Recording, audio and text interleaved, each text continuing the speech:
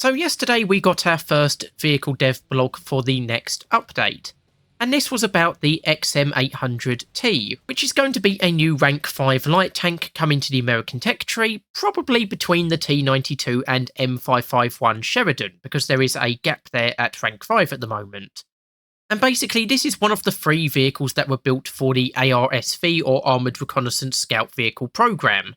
And one of these variants did include the TOW anti-tank guided missile, but unfortunately the variant we're getting, the one that's covered in this dev blog, does not include the anti-tank guided missile.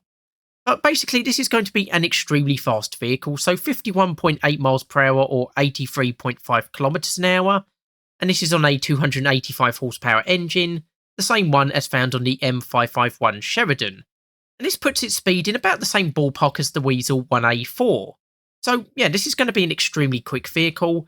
It is also amphibious, but it doesn't have a separate engine for that. It uses its tracks, so it'll be a lot slower in amphibious mode, but that does give you a little bit extra options when getting about the battlefield.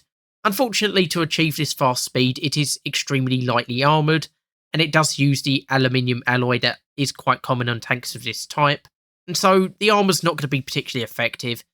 I mean, even heavy machine gun fire will probably easily go straight through the armour of this vehicle, so you're basically just going to have to try and not get hit in the first place, really.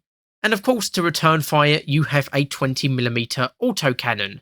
And this is a stabilised weapon, so it should be very accurate when firing, even when on the move. And it also has a laser rangefinder for use in long-range shooting. Although 20mm autocannon, you're probably not going to be firing at long ranges if you can help it, to be honest. And it can fire HE fragmentation shells and armour-piercing incendiary tracer. So again, decent ammunition types. And then lastly, it has a crew of 3. So again, there's not much redundancy in the case of crew losses. You only need to lose 2 crew for the vehicle to be destroyed. And just losing one of them is going to severely impact the effectiveness of the vehicle. So how effective this vehicle is going to be is really dependent on that 20mm cannon. Because of course, we did get the Fox armoured car in the last update, and that does seem to have been very successful, but that has a 30mm cannon.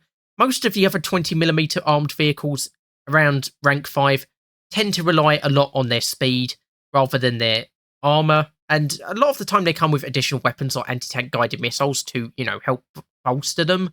I mean, the 2 vehicles I'm sort of got on the top of my head are the Weasel 1A4, which seems to be decent enough, but then I've never encountered it loads in the game, and I've never heard lots of chatter about it, so I'm not entirely sure how effective that vehicle is for most people. The other vehicle is the Type 87 RCVP, and I've not heard much good about that vehicle. That's a 7.7. So, if the XM800T has a cannon about as effective as that, I don't think this vehicle will be massively effective. It'll be decent enough, but nothing groundbreaking.